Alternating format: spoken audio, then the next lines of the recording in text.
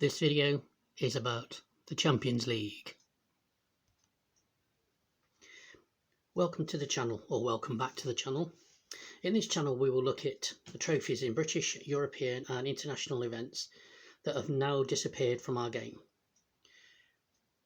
We're also going to look at significant matches. This can be for various reasons: lack of interest in the trophy, financial reasons, or have been rebranded under a new name. In this week's episode we're going to look at the European Champions League as we know it now. Please subscribe if you have not already done so. It's free, doesn't cost you anything. Click on the like button, and if you like the video, give me a thumbs up right at the end. When you'll be watching this, we would have known that the Champions League draw had been done, which is being done on Thursday, August the 29th.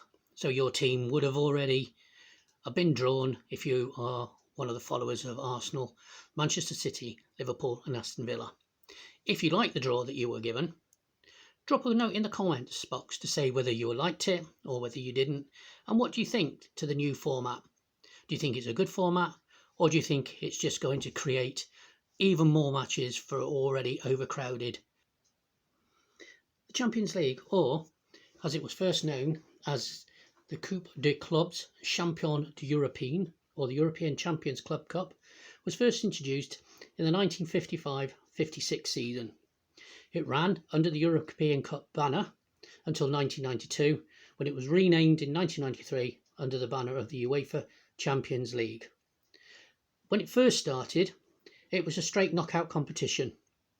In the first edition, there were 16 clubs. There were 8 matches on a straight knockout. Each team played each other home and away. The winners went through to the next round until we got to the final. The first edition, the first match, took place on the 4th of September 1955, and it was a 3-3 draw between Sporting CP from Portugal and Partizan Belgrade from Yugoslavia. João Baptista Martins of Sporting Lisbon, Sporting CP, scored the first goal. The first final took place in the Parc des Princes in Paris between the French champion, Reims, and the Spanish champions, Real Madrid. Real Madrid won 4-3 and so became the very first champions of Europe. Real Madrid dominated the competition for the first few years and won the first 5 tournaments, culminating in one of, so I've been told, and to be quite honest, I wasn't born at the time, one of the best finals ever, where Real Madrid beat Eintracht Frankfurt 7-3 in Hampden Park in Scotland. The original trophy, on the left hand side as you look at the screen, was used between 1955 and 1966. In 1966, Real Madrid won the tournament for the 6th time and they were given sole possession. And I believe this trophy is now in the trophy cabinet in the Real Madrid trophy cabinet. The trophy on the right hand side, as you're looking at the screen, is a trophy that's been used since 1967.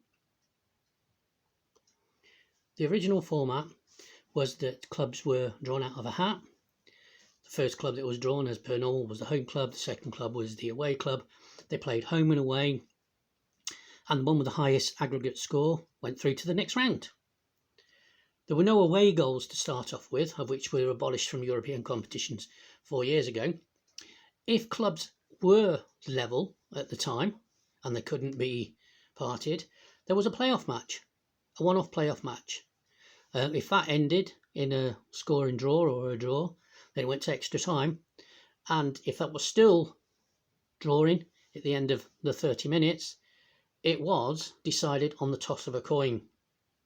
The first playoff match was Borussia Dortmund against Sporting Luxembourg, who drew 5-5 in the 1956-57 season, and Dortmund won the playoff 7-0.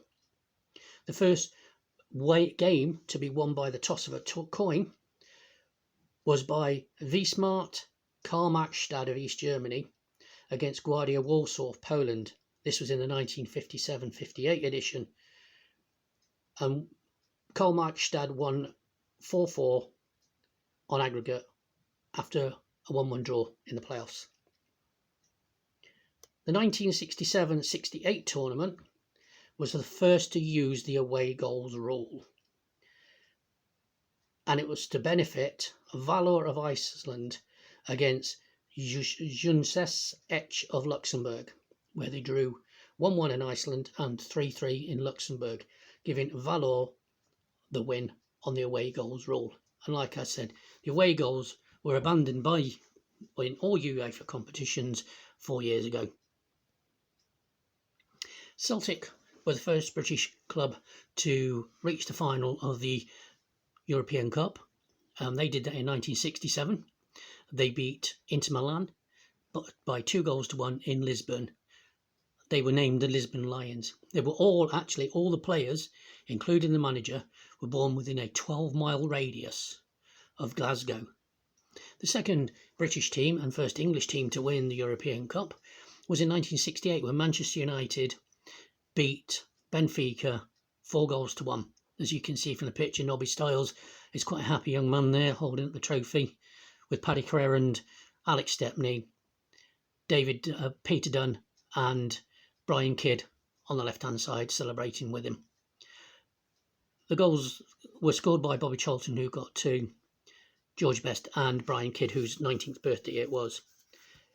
It was 10 years after the Munich disaster that claimed the lives of 23 Manchester United employees, players, trainers and newspaper. And it was quite poignant for Bobby Charlton and for Matt Budsby, the manager, as both of them were in that crash and survived in 1958. The finalists would be Feyenoord of Rotterdam and Celtic of Glasgow, of which Feyenoord won 2-1. Now, this was the start of a Dutch domination. They won in 1970 and then Ajax won the next 3 tournaments. But it was also a time when West German Bayern Munich club were also dominating. They won 3 straight finals between 1974, 75 and 76. From 1977, it became the dominance of the British clubs. And between the late 1970s and the early 1980s, British clubs won 6 trophies on the bounce. Liverpool won 3, Nottingham Forest won twice, and Aston Villa won solitary time. If you're a Villa fan, you'll be looking forward to the draw tonight on Thursday and hoping that you get a favourable draw, because it's the first time you've been back in it since 1982. It was stopped by Hamburg of West Germany, who won the tournament that year. But then, sadly, in 1985, there was a problem, a stadium disaster at Heysel Stadium, where Liverpool were playing Juventus, who won 1-0. And all English clubs were banned from Europe for 5 years due to the problem that night. So, in 1993, UEFA took the immovable step of rebranding the tournament. We still had a straight knockout system, but it was going to change. It was going to be called the UEFA Champions League, and Marseille were not allowed to defend their title due to some problems at home. And don't forget, up until 1994, only the champions of each country were allowed to participate.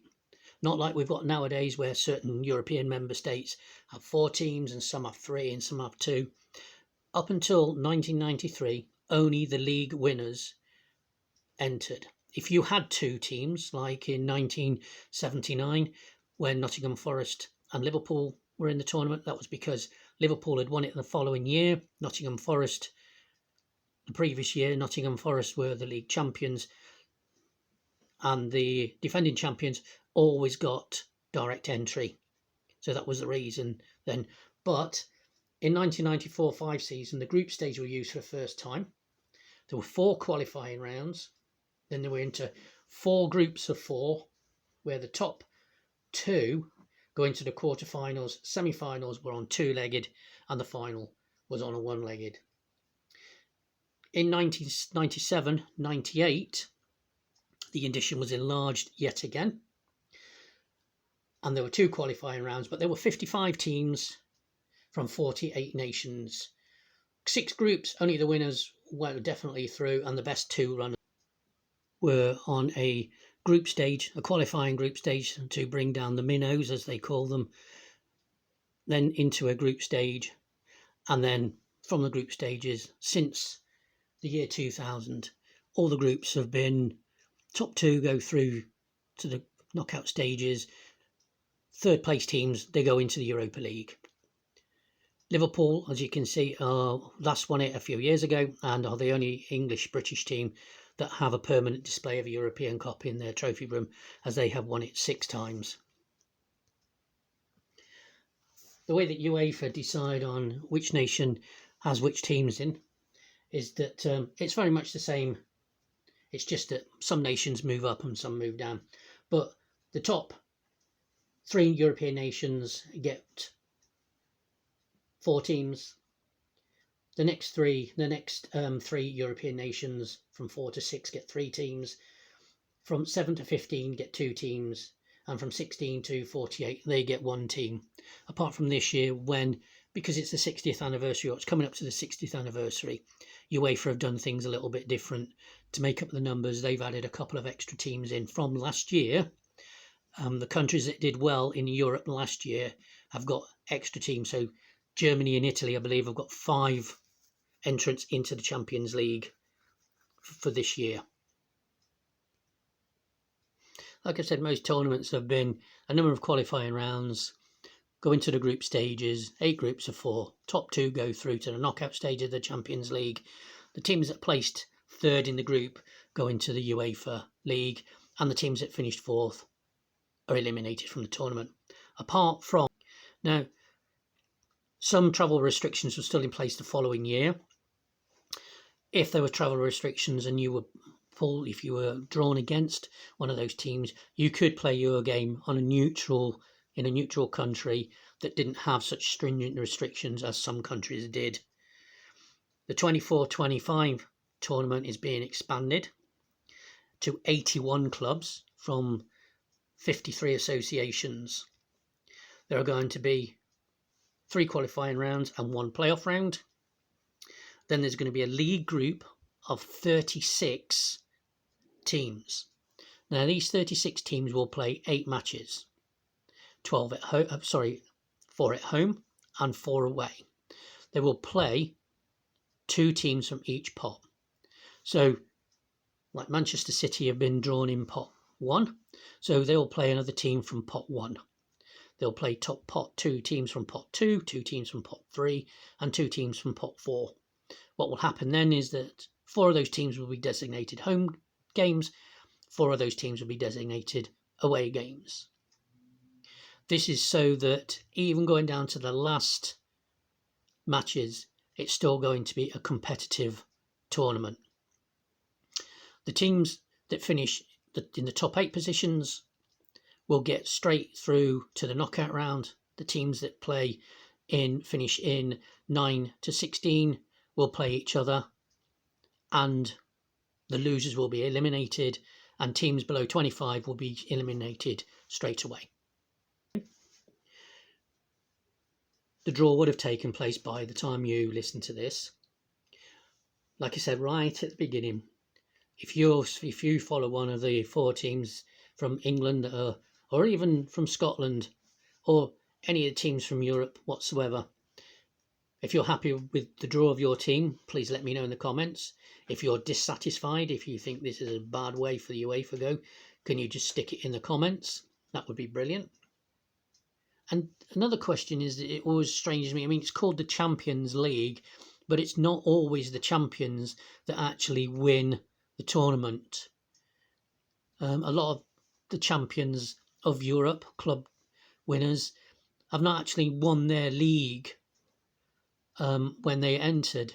I mean, if you take Manchester United, who won in 1998-99, which was their treble year, Arsenal were the champions.